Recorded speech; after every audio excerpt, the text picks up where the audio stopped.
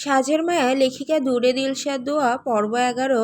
আমরা যেটা চাই, যেভাবে চাই, যাকে চাই বা যে আমাদের চাই, সবটা কি সবসময় মন মতো হয়?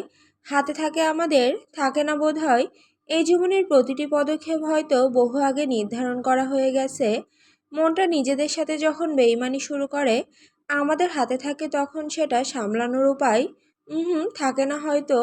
মনে প্রাণে আমরা হয়তো মস্তিষ্কের কথা শুনতে চাই, কিন্তু সব কিছুর বিপরীতে গিয়ে মস্তিষ্ক আর হৃৎপিণ্ডটার যে যুদ্ধ শুরু হয়, সেটার আঘাতে ক্ষতবিক্ষত হয় মস্তিষ্ক, হৃৎপিণ্ড দুটোই। তবু এরা থামে কোথায়? তিতির বিছানায় পা ঝুলিয়ে দুহাত পিছনে বিছানার ওপর রেখে সিলিং ফ্যানের দিকে তাকিয়ে আছে। আজকে দুপুরে যেটা হয়েছে ছাদে, সে কিছুতেই সেটা ভুলতে পারছে না। যতবার ভুলতে যাচ্ছে, ততবার বুকের ভেতর দুরুম দুরুম শব্দটা আগের থেকেও দ্বিগুণ আওয়াজ শুরু করছে। এটা একটা সমস্যায় বলা যায়। তিতির ঠাস করে শুয়ে পড়ল বিছানায়। ভেসে উঠল ঈশানের ঘামে ভেজা শরীরের ছবি। মাতাল দৃষ্টিতে তাকিয়ে থাকা ওই ঘোলা চোখ দুটো। ধ্যাত, কী সব ভাবছে! ওই লোকটাকে নিয়ে ভাবা রীতিমতো অন্যায়। ভাই হয় তার ওটা, তাছাড়া রাহাত ভাই। বুকের ভেতরটা অবসর ধকধক শুরু করে দিল। রাহাত ভাইয়ের কথা মনে পড়তেই কি না মনে হচ্ছে না, স্পষ্ট চোখের সামনে ঈশান ভাইয়ের মুখটা ভেসে উঠছে। চোখ বন্ধ করলো, না হচ্ছে না। যতবার রাহাত ভাইয়ের মুখটা আনতে যাচ্ছে, ততবার ওই লোকটার মুখ আসছে। কেন হচ্ছে এমন? হঠাৎ দরজা সটানে খুলে যাওয়ায় লাফিয়ে উঠল তিতির। দরজায় দাঁড়ানো মানুষটাকে দেখে একগাল হেসে দু হাত বাড়িয়ে দিতেই সেই মানুষটাও এসে এক প্রকার ঝাঁপিয়ে পড়ল তিতিরের ওপর। তিতির তাকে নিয়ে বিছানায় শুয়ে পড়ল। পুরো খিলখিল হাসির আওয়াজে ভরে গেল রুমটা।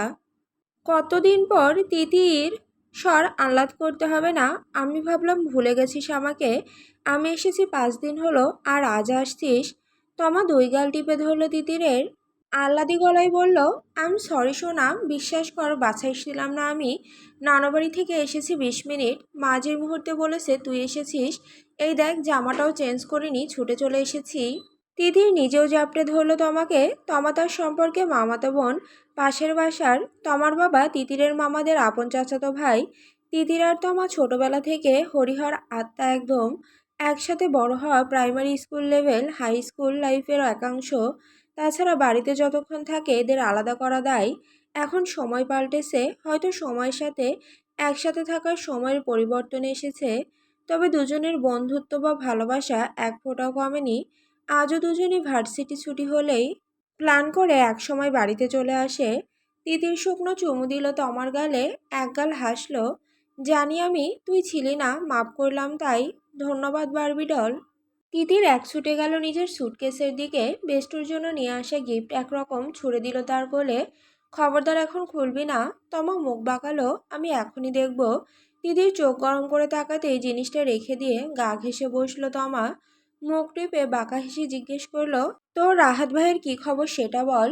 তিতিরের মুখটা কেমন যেন গম্ভীর হয়ে গেল সঙ্গে সঙ্গেই। কেন এমন হলো সে সেটা জানে না। সিঙ্গাপুর গেছেন উনি। তোকে ছাড়াই একেবারে হানিমুনের জন্য চলে যেতি। তোমার কথা গায়ে মাখল না তিতির। অন্যবার হলে হয়তো এটা নিয়ে খুবই আর কি চলতো বেশ কিছুক্ষণ। আজ ইচ্ছে হচ্ছে না। এর আগে যতবার এসেছে তমা, তাকে আর রাহাত ভাইকে নিয়ে খ্যাপাতো, তবে তখন তো একদমই কিচ্ছু ছিল না। এখনও নেই। তারপর রাহাত ভাই এখন যেমন অ্যাপ্রোচ করেছেন, তখন তো জাস্ট তার প্রতি কেয়ার ছাড়া আর কিচ্ছু প্রকাশ করতো না। উল্টো ঠোঁট উল্টালো তিতির। যা তা বকিস না। ওহো, তুমি তলে তলে টেম্পো চালাও, আমি বললেই হরতাল। তিতির তমার ঘাড়ে হাত দিয়ে টেনে শুয়ে পড়ল বিছানায় হাত পা ছড়িয়ে। সেটা নয়, কাহিনী ঘটে গেছে, সেটা তোকে বলিনি এখনো। তমা কনুইয়ে ভর দিয়ে কাত করে তাকালো তিতিরের দিকে। হানিমুনে গেছিলি? ধ্যাত, তা না, উল্টাপাল্টা বকিস না, শোন আগে। এটা প্লিজ বলিস না, বাচ্চা আছে তোদের। তিতির তপ্ত চোখে এক নজর তাকালো তমার আগ্রহ ভরা হাঁ করা মুখের দিকে। ওর তাকানোর অবস্থায় হাসি পেল ওর। মুখ ঘুরিয়ে সোজা তাকালো সিলিংয়ের দিকে। বাজে বকিস না, রাহাত ভাই আমাকে বিয়ে করতে চাই। কি?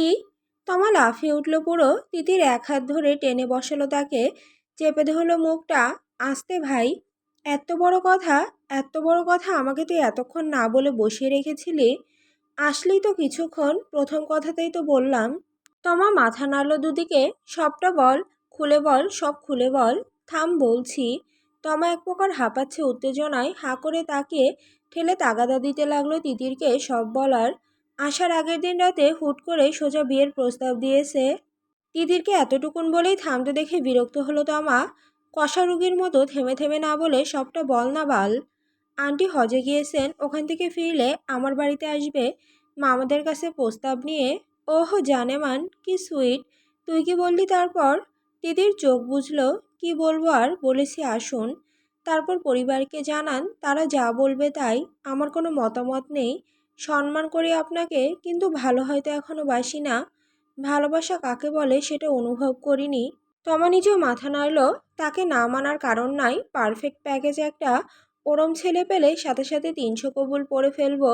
ইউ আর লাকি ভাই। গড ব্লেসড ইউ বোথ মাই লাভ। আর ভালো টালো এক্কেরে বিয়ের পর বাসবি। ওরম ছেলে পেলে রাত দিন বুকে নিয়ে ভালোবাসা যায়। তিতির নিজেও হাসলো। সত্যি তাই, রাহাত ভাই একটা পারফেক্ট মানুষ। যে কোনো মেয়ের লাইফ পার্টনার এমনই হওয়া উচিত। তমা রাহাত ভাই সম্পর্কে সবটাই জানতো বরাবর। রাহাত জানানোর আগে, অনেক আগে থেকেই তিতির আন্দাজ করেছিল সবটা। মেয়েদের সিক্স সেন্স বলে কথা। এই মুহূর্তে নিজের রুমে যাচ্ছিল ঈশান। রাহাত ভাই নামটা শুনেই থেমে গেল ঈশান। না চাইতেও কানে গেল কিছুটা। রাহাত নামটা সেই মেয়ের মুখে বেশ কয়েকবার শুনেছে। এই মেয়ের ফোনে কল আসা থেকে শুরু করে এখন তমার কাছেও একে নিয়ে গল্প করা হচ্ছে।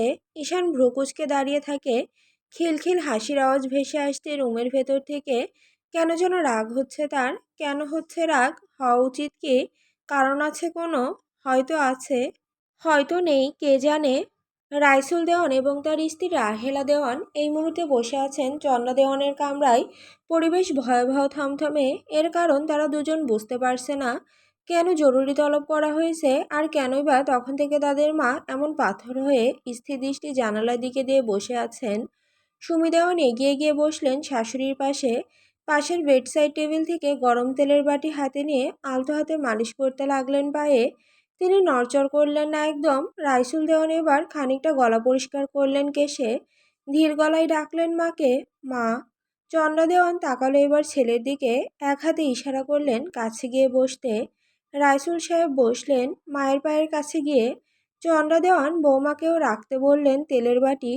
চুপ করে সামনে বসতে বললেন। রাহেলা দেওয়ান বসলেও তাই। চন্দ্রা দেওয়ান তাকালো পরপর দুজনের দিকে।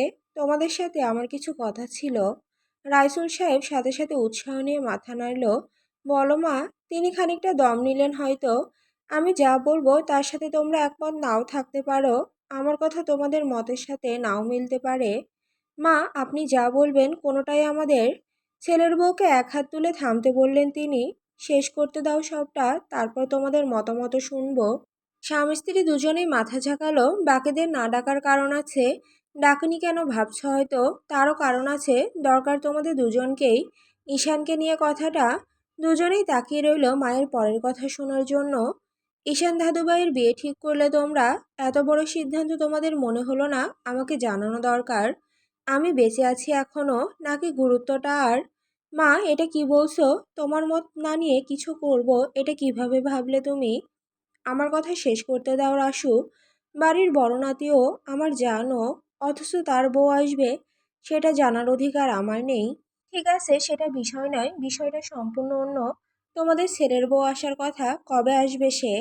রাহেলা দেওয়ানের দিকে তাকিয়ে কথাটা বললেন এবার তিনি। মা, মেয়েটার বাবা অসুস্থ।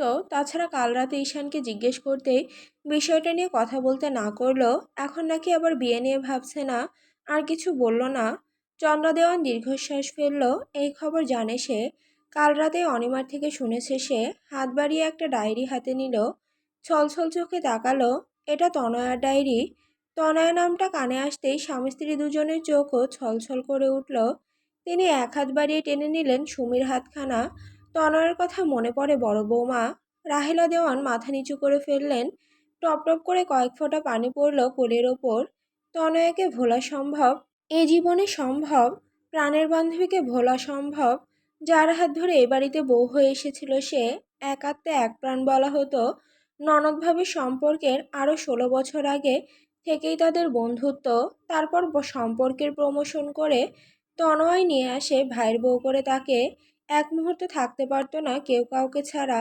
চোখের সামনে ভেসে উঠল প্রিয় মানুষটার কাফনের কাপড়ে মোড়া নিষ্পাপ মুখখানা। বুকটা খা খা করে উঠল। ভুলতে পারে না সে সেই বীভৎস দিনটা। যেদিন তার হাতে হাত রেখে হাসপাতালে শেষ নিঃশ্বাস ছেড়েছিল তার বোনসম ননদ বান্ধবীটা, আমি ওকে এ জীবনে ভুলতে পারি মা? চন্দ্রদেওয়ান চোখ মুছিয়ে দিলেন বৌমার। সেটা সে জানে, বৌমা আর তার মেয়ে একে অপরের জন্য ঠিক কী ছিল। তোমার শ্বশুর আর তনয়া দুজনেই আজ আমাদের ছেড়ে চলে গেছে। আশ্চর্য হলো একটা কথা কি জানো, তাদের শেষ কিছু ইচ্ছের মধ্যে একটা ইচ্ছে মিলে গেছে। আমি নিজে খানিক অবাক হয়েছি, কিন্তু ইচ্ছেটা আমার দারুণ পছন্দ হয়েছিল। কিন্তু কিন্তু কিসের মা? বাবার তনুর সব ইচ্ছে আমি পূরণ করব, তুমি একবার বলো। ছেলের কথায় হাসলেন হালকা। এখন মানবে কি না ঈশান আর তিতিরের? চুপ করলেন কিছুক্ষণ তিনি। ঈশান আর তিতিরের বিয়ে। রাইসুল দেওয়ান রাহেলা দেওয়ান চমকে উঠলেন, হতবিহ্বল হয়ে গেলেন পুরো। চমকাচ্ছ? আমিও চমকেছিলাম যখন তোমাদের বাবা তনু মারা যাওয়ার পর একদিন আমাকে বলেছিলেন। আমি হ্যাঁ হু করলেও গুরুত্ব দেইনি।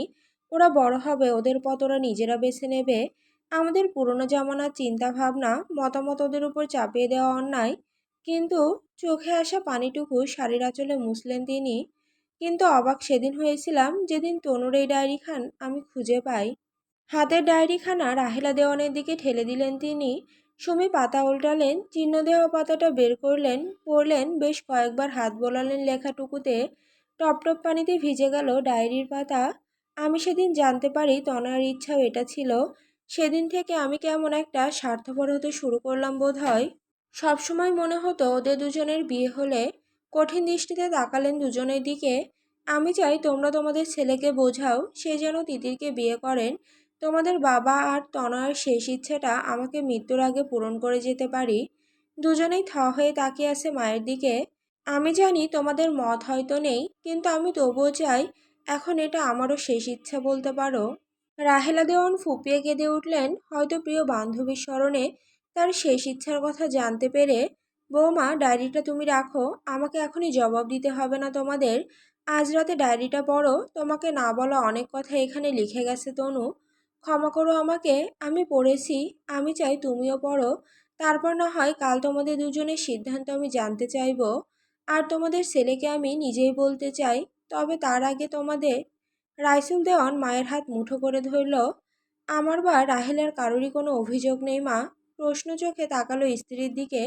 সুমি দেওয়ান মাথা উপর নিচ করলেন। আমার আর রাহেলার সিদ্ধান্ত আমরা এখনই জানিয়ে দিলাম মা। আমাদের কোনো কিছু বলার নেই। তুমি যা ভালো মনে করবে সেটাই। আর ঈশানের সাথেও তুমি কথা বলতে পারো। আমার মনে হয় না ঈশান তোমার কথা ফেলবে।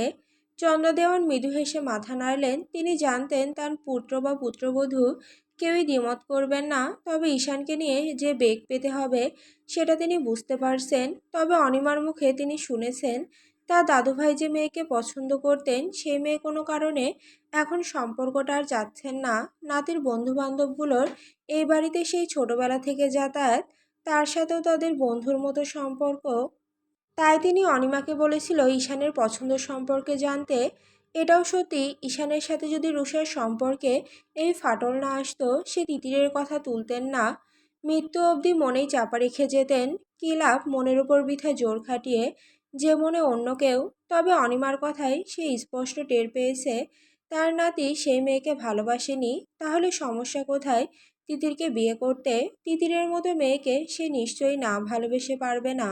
রাইসুল দেওয়ান আর রাহেলা দেওয়ান বেরিয়ে গেলে নীরবে গড়িয়ে পড়া চোখের পানিটুকু সযত্নে মুছে ফেললেন সফেদ শাড়ির আঁচল দিয়ে।